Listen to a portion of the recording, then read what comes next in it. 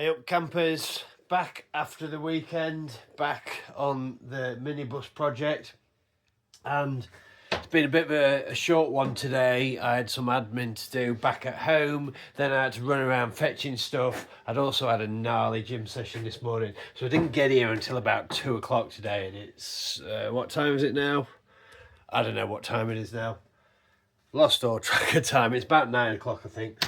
So a bit of a short one. More like a half day for me that today really, but we've got all the all the rest of the insulation on. I've been and picked up the PV cable today, so I've got the solar. Can you see that? I've got the little solar. Oh, I'll tell you how you can see that. You can see that through the hatch. Got the little solar port on. I made a bit of a boo-boo on that one though, because the direction is actually the opposite way to what I would have assumed. So I've actually done the cables going the wrong way to what I want them facing. It's not the end of the world though. I'll just run them up onto the roof rack and then run them along the solar panels to the solar panels underneath the underside of the roof rack. So yeah, we've got all the rest of the insulation on. I've put this on here. This is not serving any purpose other than to hold back the bubble insulation, because I don't know how long it's going to be until I get to that, and I don't know how well this spray adhesive sticks to this stuff. I don't know whether it's likely to. I mean, it seems pretty well stuck, but I just put that on there to hold it back. I'm not going to do the same for the ceiling, because I think I am going to fetch some stuff to do the ceiling tomorrow, although I am deliberating a lot on what to do with the ceiling. I was originally going to, let me show you, let me go round so you can see better.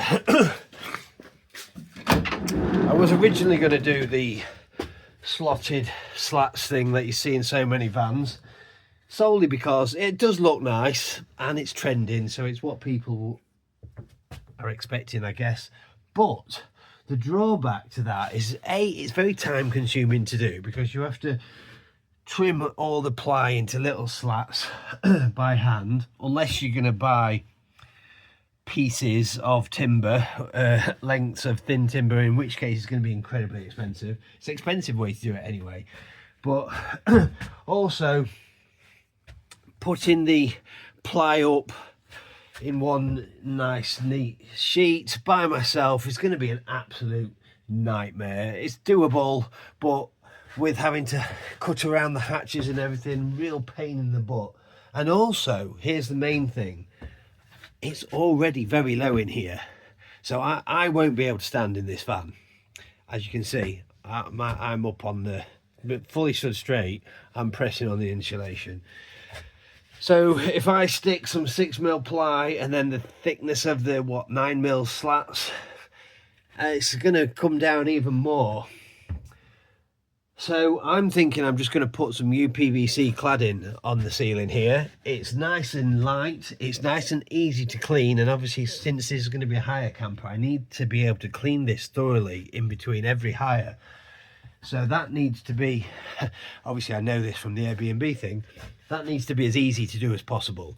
And I've got tons of this cladding in all the washrooms and the shower rooms back at the Airbnbs, and it is brilliant to clean. So that's a bonus.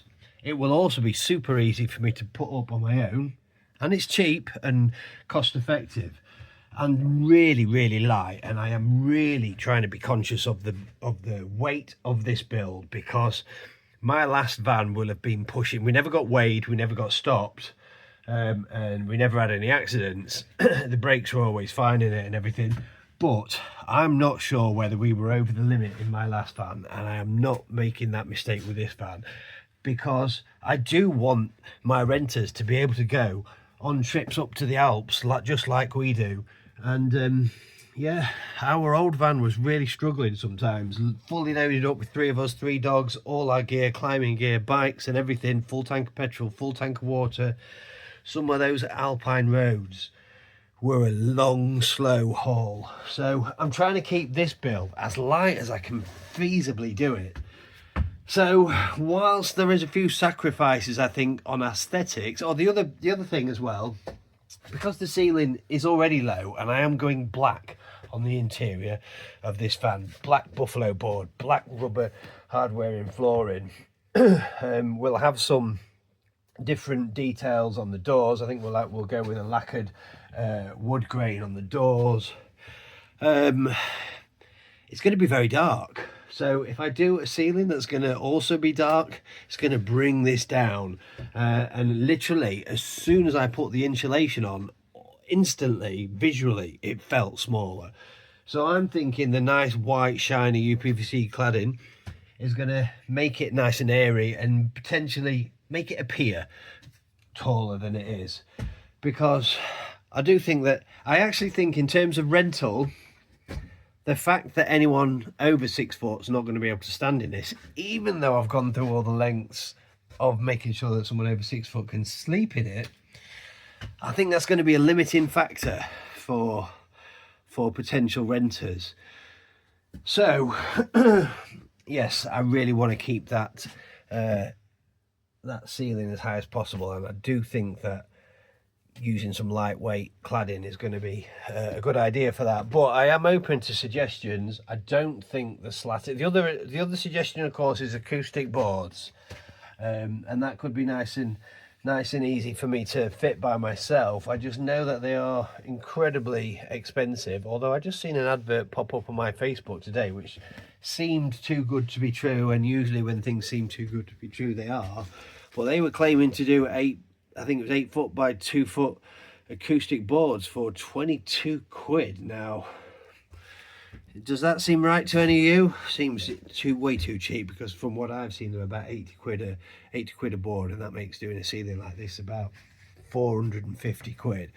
So yeah, I'm going to toy around with that one for a bit. But anyway, tomorrow's job, the exciting job, really exciting job. Let's get these flipping pods fiberglass. The windows turned up today, so first job, I'm going to take the pods back off, mark these up and get the windows cut in. They're going to look really nice. I do need to get the rest of the windows blacked out actually, and I think blacking them out before I frame around them is going to make that job easier as well. So once we've got that cut out, I'll then make a start. It's my aim tomorrow to get these pods fiberglassed. I don't have any Silkaflex left to actually get them fitted, but yeah, I'm hoping to get them fiberglassed tomorrow, and then find out what gear I need to polish up the gel coat to make it look really nice, and then I'll order some Silkaflex and hopefully next week get them fitted. But we are running to a point now where I'm going to have to pause this and get cracking on something else, because I've been down to Split Charge to pick a couple of bits up today, and I've arranged to go and drop the van into the guys next week to discuss my power options. And that is going to be the expensive bit. I'm expecting that to be around £3,500. So I'm going to have to bring some money in for a while before I get cracking on that one. And hot topic, hot news, the little micro camper that we bought way back last year, not the one that's parked outside that's an absolute pain in the butt that potentially needs a new engine. The Peugeot partner that we've had a ton of problems with, knew it was too good to be true when we bought it for 500 quid on a 2012 plate. Anyway, we finally got it all up and running nice and sweet now. It's had the DPF off. That's what we thought was the first problem. Didn't fix the problem. Cleared the DPF out, had the DPF mapped, still didn't fix the problem. We've now had a new turbo fitted and she seems to be running sweet. We've just put a full MOT on it. Just put a full MOT on it. Yeah, so full MOT. We will give her a service as usual once she's done, and unfortunately, even though I trust the seller, he said he'd just had the cam belt done before he started having all the problems with it. He never was able to find us paper evidence of that, so we'll do a cam belt as well, as we always do with them. So yes, I am going to get cracking on with that one and get that turned around, because I should be able to bring a good few £1,000 profit in from that one. And my aim, once again, with that one is to convert it in 7 days. In fact, let me tell you why. Let me tell you why I want to do that. Today, I successfully reached my monetization status on YouTube. it's been a long journey and I never wanted to be a YouTuber, but a few friends of mine were saying, oh, with all the things you do, all the travels you do and the stuff you build and all that lot, you should give it a go. And I thought I'd give it a try, and as it happened, when I was when I was needing a little bit of mental something to occupy my mind with, when I was struggling a little bit, a couple of years ago, I did my 90 days in Spain to fix my mental health thing, and that was my foray into the YouTube journey. And you know what, I really enjoyed it, and slowly but surely got hooked. And as with anything I do, I like to get good at it. So yeah, I've made it a mission to just keep doing videos and to keep trying to get better at doing videos, and yeah, I've really enjoyed the journey, and I've well and truly got hooked, as you may as you may have noticed. Now, here's the thing. YouTube is flipping frustrating. I can't even talk tonight. Frustrating, because I've tried to do. I've got into it, hook, line, and sinker. I've bought new gear. I've been researching, spending nights and nights watching, storytelling techniques, videography techniques, video editing techniques, and all sorts. And some of my videos I'm really proud of, particularly like my adventuring videos, where I've really spent time thinking about a story, the camera angles, the cinematography, putting together a soundtrack and editing it nicely. And some of those videos I am really pleased with. But here's the thing.